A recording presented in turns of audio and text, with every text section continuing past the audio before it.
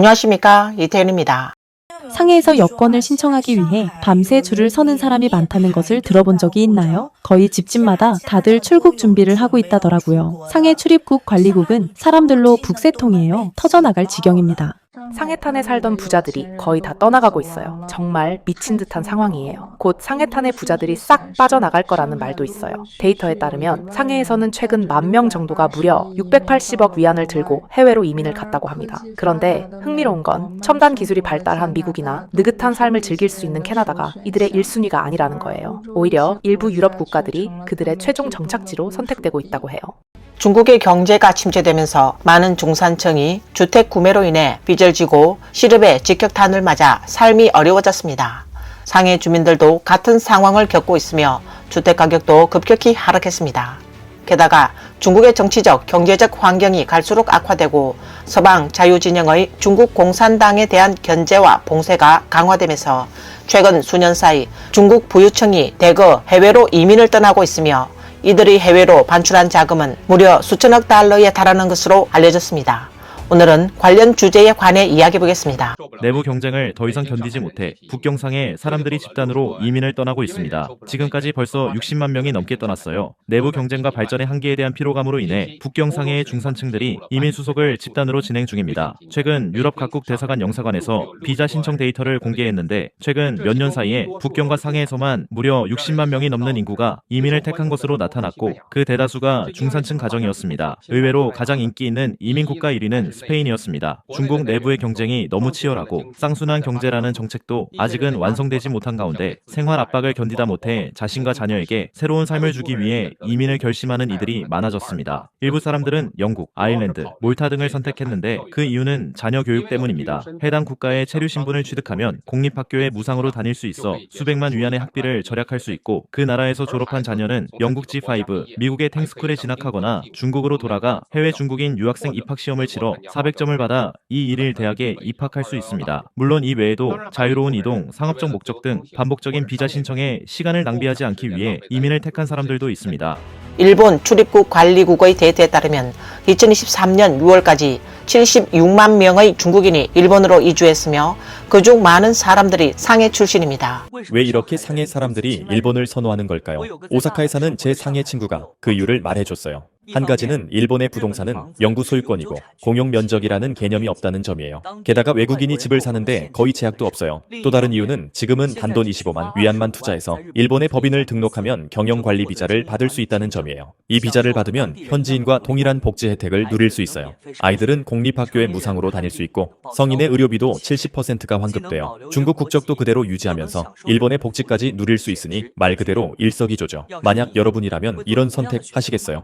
여러분, 상해에서 지금 출국 열풍이 불고 있다는 사실 알고 계셨나요? 심지어 정부조차도 작년에 이렇게 많은 상해 시민들이 해외로 나갈 줄은 전혀 예상하지 못했다고 해요. 출입국 관련 부서의 통계에 따르면 불과 한 달 남짓한 시간 동안 10여만 명이 출국 절차를 밟았다고 합니다. 그런데 더 충격적인 건 그중 60%가 미국도 싱가포르도 아닌 튀르키예를 선택했다는 점이에요. 솔직히 상해 사람들 진짜 보는 눈이 탁월하네요. 튀르키예 국적은 가성비가 엄청나게 좋아요. 거기서 집 한 채만 사면 무려 4대 가족 전체가 유럽 신분을 얻을 수 있거든요. 중국 경제의 장기 침체가 이어지는 가운데 최근 몇 년 사이 해외로 이주한 중국의 억만장자 및 고액 자산가가 눈에 띄게 증가하고 있습니다. 영국의 투자이민 컨설팅 기업 헨리 앤 파트너스의 최신 보고서에 따르면 2024년 중국에서는 100만 달러 이상 투자 가능한 자산을 보유한 부유층이 약 1만 5천 명에 달합니다. 이들은 자산을 해외로 이전하고 다른 국가로 이주했다고 합니다. 이는 2023년보다 1,400명 증가한 수치로 사상 최고 기록이며 중국은 3년 연속으로 100만 장자 유출이 가장 많은 국가라는 불명예를 안게 됐습니다. 100만 장자들이 해외로 이주할 때는 단순한 인적 이동이 아닌 대규모 자산 유출도 함께 이루어집니다. 영국의 투자이민 자문회사 헨리 앤 파트너스의 이전 통계에 따르면 중국의 부유층 한 명이 해외 이주 시 약 660만 달러의 자산을 함께 반출하는 것으로 나타났습니다. 특히 2022년과 2023년 이 2년 동안 중국 부호들이 해외로 옮긴 자산은 약 1,600억 달러에 달합니다. 지금 상해 사람들이 미친 듯이 일본으로 몰려가 집을 사고 있다는 사실 알고 계신가요? 일본 현지 보도에 따르면 일본 부동산이 거의 중국인들한테 다 팔릴 지경이라고 해요. 그 중에서도 가장 앞장선 게 상해 사람들이라고 합니다. 통계에 따르면 오사카에서 부동산을 구매한 외국인 중 무려 70%가 중국인이고 그중 30%가 상해 출신이라고 해요. 올해 왜 이렇게 많은 상해 사람들이 일본으로 몰려가서 집을 사는 걸까요? 상해에 있는 친구가 말하길 대부분은 크게 두 가지 이유 때문이라고 합니다. 첫째, 일본 부동산의 임대 수익률이 굉장히 높다는 점이에요. 특히 도쿄와 오사카 같은 대도시에서는 연수익률이 6%에 달하는 경우도 있어서 솔직히 은행에 돈 넣어두는 것보다 낫다고들 말하죠. 또한 일본은 이민 국가가 아니긴 하지만 외국인이 부동산을 사는데 아무런 제한이 없어요. 여건만 있으면 누구나 집을 살 수 있습니다. 둘째, 일본 집값은 중국에 비하면 정말 저렴해요. 도쿄는 제곱미터당 4만 위안, 오사카는 제곱미터당 2만 위안 수준이에요. 게다가 일본은 영구 소유권이고 공용 면적 개념도 없어요. 집을 사면 그 아래의 토지까지 내 소유가 됩니다. 또한 일본에서 장기 거주하면 현지인과 같은 수준의 복지 혜택을 받을 수 있고 노인과 아이들은 의료비도 무료예요. 중국과 거리도 가깝고 비행기로 몇 시간 거리라서 시차도 거의 없고요. 만약 여러분이라면 이런 조건에 일본에 있는 집을 사시겠어요? 최근 몇 년 사이 이민은 중국 사회에서 더 이상 부자들만의 선택이 아니라 중산층 사이에서도 현실적인 탈출구로 떠오르고 있습니다.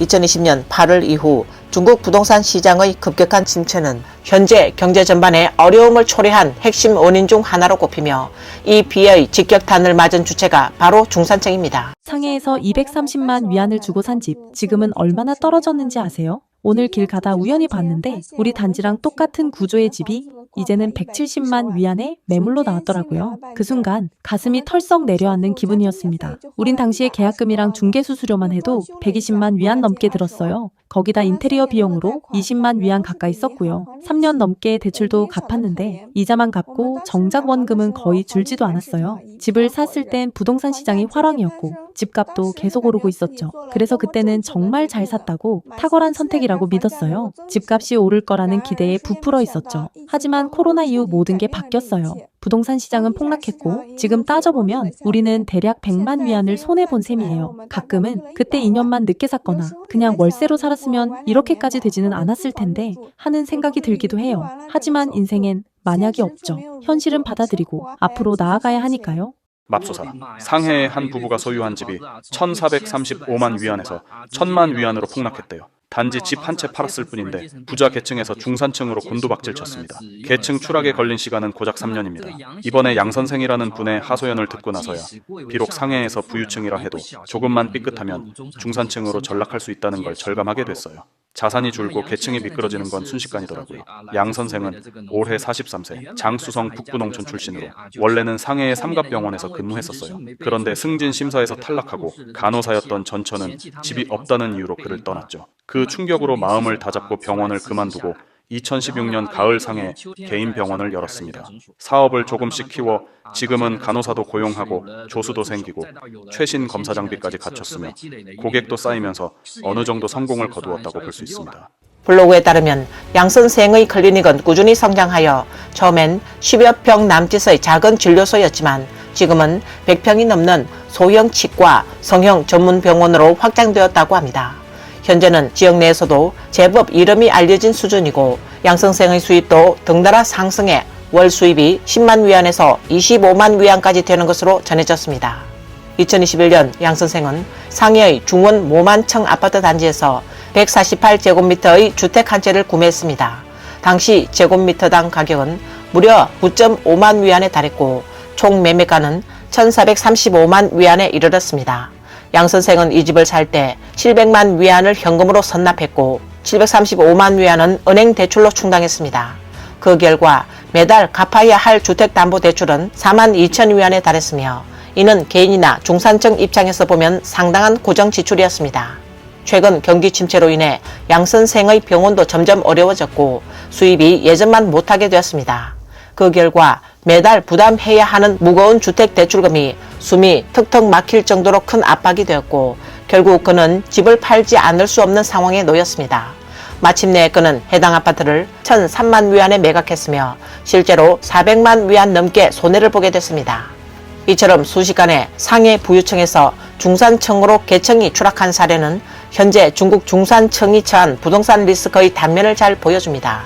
블로그는 한때 수천만 원의 재산을 가지고 매달 수십만 위안을 벌던 상해의 한 부자가 불과 몇 년 만에 중산층이 되었다는 사실을 한탄했습니다. 남는 집이 있으신 분들, 이제 시간이 얼마 남지 않았습니다. 지금 집을 팔면 물론 집값이 꽤 내려가긴 했지만 앞으로 5년을 내다봤을 때 지금이 오히려 고점일 수도 있어요. 5년만 지나면 중국의 3선 이하 도시들에서는 집이 그냥 길거리에 널려 있을 겁니다. 팔고 싶어도 못 파는 상황이 될 거예요. 인제 그만 집값이 다시 오를 거라는 환상은 버리세요. 현 수준에서 유지되기만 해도 다행입니다. 집을 팔고 싶다면 하루라도 빨리 움직이세요. 반대로 집을 사려는 분들은 가능하면 조금 더 기다려보세요. 올해 안 사고 내년쯤 사면 수십만 위안을 아낄 수도 있습니다. 상해에서 300만 위안에 샀던 집, 지금은 얼마나 떨어졌을까요? 이 집은 남편과 제가 2019년에 산 집입니다. 그땐 상해에서 9년째 북표 중이었고 손에 100만 위안이 조금 넘는 저축이 있었어요. 조금 모아놓으니 슬슬 욕심이 나기 시작하더라고요.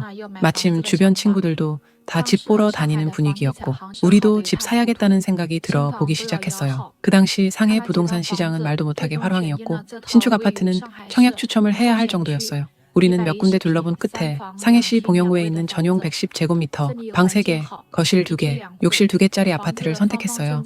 주변 환경도 좋고 한 층에 2세대뿐인 구조, 집도 네모반 듯해서 살기 정말 괜찮았어요. 그때 우리는 생업에 일부 자금을 남겨두고 100만 위안을 모아 계약금에 썼고 아버지, 여동생, 시누이에게도 약 50만 위안을 빌려 총 153만 위안을 선지급금으로 냈어요. 대출금은 130만 위안, 30년 대출이었고 그 당시 금리 기준으로 매달 6천 위안씩 갚아야 했어요. 입주까지 다 합치면 총 320만 위안이 들었습니다. 그래서 전 말하죠. 우린 당당한 고점 접수자예요. 우리는 8, 90년대생으로 부동산 시장에서 가장 클 때 잘린다 부동산 부추였어요. 블로그는 이렇게 말했습니다. 얼마 전 우리 아파트 단지에 집을 보러 온 매수인이 있었어요. 우리가 살고 있는 집과 같은 구조, 같은 110제곱미터짜리였고 바로 우리 집 위층이었죠. 처음에는 260만 위안의 매물이 나왔는데 흥정 끝에 240만 위안까지 깎였다고 해요. 그 얘기를 들은 당시 우리가 5년 전 300만 위안에 산 걸 생각하면 벌써 60만 위안 가까이 손해를 본 셈이죠. 오늘 올해 들어 제가 본 사람 중 가장 안타까운 상해 집주인을 만났습니다. 그분은 방금 집을 매도한 상태였고 계약서에 서명한 후 제가 중개 수수료를 받는 게 미안할 정도였어요. 그런데 그 언니는 오히려 웃으면서 말하더라고요. 드디어 해방됐어요. 이제야 편하게 잠 좀 잘 수 있겠네요. 믿기시나요? 700만 위안 넘게 주고 산 집이 3년도 안 돼서 225만 위안이나 손해를 봤어요.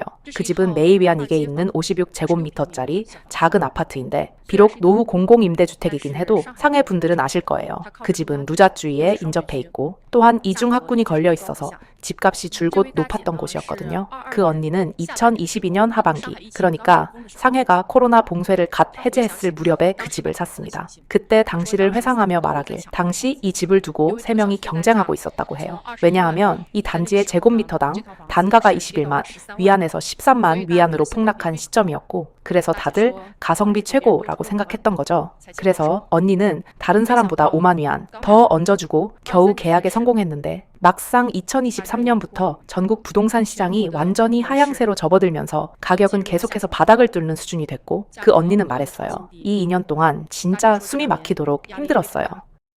오늘 뉴스는 여기까지입니다. 시청해 주셔서 감사합니다.